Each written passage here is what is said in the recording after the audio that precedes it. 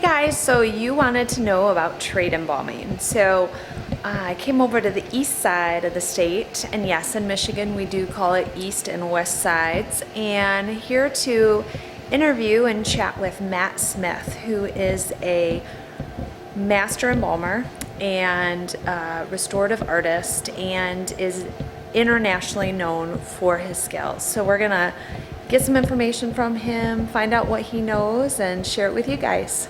Hi, my name is Matt Smith, and I am a licensed funeral director and embalmer here in the great state of Michigan, and have been licensed for a little over 20 years, going on 21 actually this year, and have been in the business for a little bit longer than that. Graduated mortuary school in 1994, and worked for a firm as a funeral director and embalmer for about 5 years before I opened up my own trade embalming service in 1999. Hey guys, so Matt and I are just kind of chilling on the couch now to answer some of these questions that you have given us about trade embalming. And since we do have a little bit of time with Matt also, we might go into a few more specifics since he does have such a huge range of expertise when it comes to just embalming in general, and he's had some really interesting experiences. I mean, heck, he was in Trinidad and Tobago last week, so who does that? Matt Smith. So what areas of the funeral home, because a lot of people wanted to know, do you miss the whole realm of it, or what really about trade embalming made you want to stick with trade embalming and not do the other? I actually like funeral service. I like going on funerals and the cemetery and the whole pomp and circumstance of that. I like it. Really what drove me to trade embalming was I developed a real interest in embalming because the funeral home I worked for kind of kept me in the prep room and really didn't expose me too much to the funeral side of things. And I really developed, I feel, a skill in that, in that area. And so I thought, if I'm going to be embalming most of the time, I might as well maximize my efforts and also financial gain. I mean, right. Just be honest. Right. As a trade embalmer, I make 3 or 4 times more than I was making as a staff embalmer, and doing what I like to do. And that's all I did anyway. Right. So why not? Why not profit on your current setup in your own terms? Almost is kind of what you did. Was took what you were already doing, put it in your terms, and we're making the most out of it. Absolutely, yeah. And also with trade embalming, there's no real overhead. Right. So it's a real easy transition. So as opposed to deciding to buy a funeral home, you have to have a lot of capital, a lot of resources for that. As a trade embalmer, well, you need a vehicle and some instruments. And that's about it. and you're off and running. Right. So. But you have a home base. I mean, you have an office now because you're large enough of a setup that you do have an office. Mm-hmm. Is it just yourself, or kind of what is your business, I guess, set up in terms of staffing and so forth? Well, I'm quite multifaceted now. So it did start as trade embalming, and my office was in my basement, literally. That's where it began. And then it kind of just grew as I grew, from trade embalming to consulting to being a salesperson for a major fluid company, Frigid Fluid company. I was a salesperson for them, went into consulting, and now I'm with them also full time. And from there it blossomed to doing seminars, around the world. Yeah. It started local, in the local area, and then it just went regional and then national, and then from there it went international. And from that point, with the seminars that I gave, it was mostly, of course, embalming and restorative art. Mm-hmm. I was getting a lot of attention and a lot of calls out of state and out of the country to come in and do embalming and restoration cases, and so that gave me international exposure. And from there, I decided to open up Homeward Bound Shipping, which is a shipping company that brings loved ones back home. Yep. And because of my contacts around the country and around the world, I was able to develop agents and set them up as my embalming agents. And so we've created a really nice relationship between myself and the agents and my staff. And so the embalming, the trade embalming, I have 6 trade embalmers. Okay. Two of them, I would say, are full-time, not including myself, and the other four are just kind of when needed. Funeral service is your life. You can't get away from it. It's 24/7, you know. That's I've talked about in several videos and with the students I mentor that you choose it, but you're also choosing it for either your family you already have or for your future spouse, for your future kids. That kind of, it's a package. Absolutely. You and the business, it's a package deal, and everybody marries into it or everybody becomes a part of it, and you're not really going to be successful. And you can tell me if you kind of agree or disagree. You can't really be successful in the business if you don't have the family support, if they don't want to be a part of it, if they don't want to talk about it, if they don't want to know about anything, it's not really ever going to work long term, is what I've said. Absolutely, 100% right.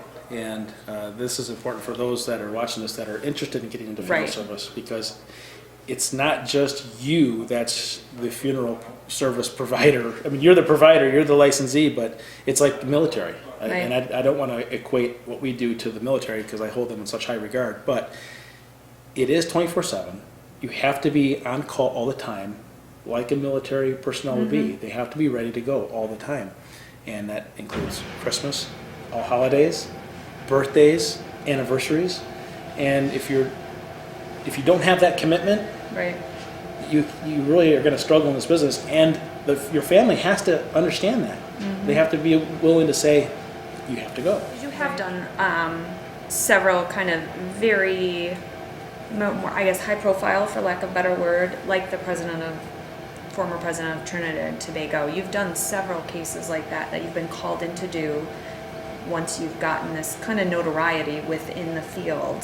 When you got that first call to do that one, what was your like, for real? You want me to come where and do what? What was that first call that you got, if you can talk about it, and what was your response to that? Well, it's it's a call that I think every embalmer wants. Yeah. You know, they want that. They want to be called on that important one, or when that important call comes in, and they're all important. Right. Everybody should be treated the same, but there's something to when you get a call and it's someone of fame. You know, the anatomy's all the same. It's still a person. They've got tissue, skin, bones, everything, but it's different, emotionally, and it's all up here, of course. High profile case, he talked about being on edge, because now you've got the whole nation of Trinidad, waiting to see him, and literally there was pomp and circumstance like you wouldn't believe. We toured 5 different cities. I was there for a full week caring for his remains. There were parades every city we went to. Wow. There was over 8,000 people that saw him, and it was 100% my responsibility to care for his remains and make him look the way that his wife wanted him to look. It's no pressure. No pressure at all. No, none. What is maybe None. one of the hardest restoration type traumas that you've had to? One that stands out by far was a little 8-year-old boy. I was called down to Missouri during the tornadoes that ripped through Missouri several years ago. I think maybe 7-8 years ago now. And a large oak tree fell on their mobile home. And the tragic story behind it was the parents moved their boy into the living room where the couch was that night, because the wind was howling and he was scared, and so they moved him in there, and they could he could listen to the TV and kind of drowned out the noise. And that's when the large oak tree fell on that side of the house and landed right on the couch on that boy. And he was not viewable at that time. So the funeral home that received his remains and was called to care for him contacted me, and I was able to go down and restore him so he was viewable for the family. That one stands out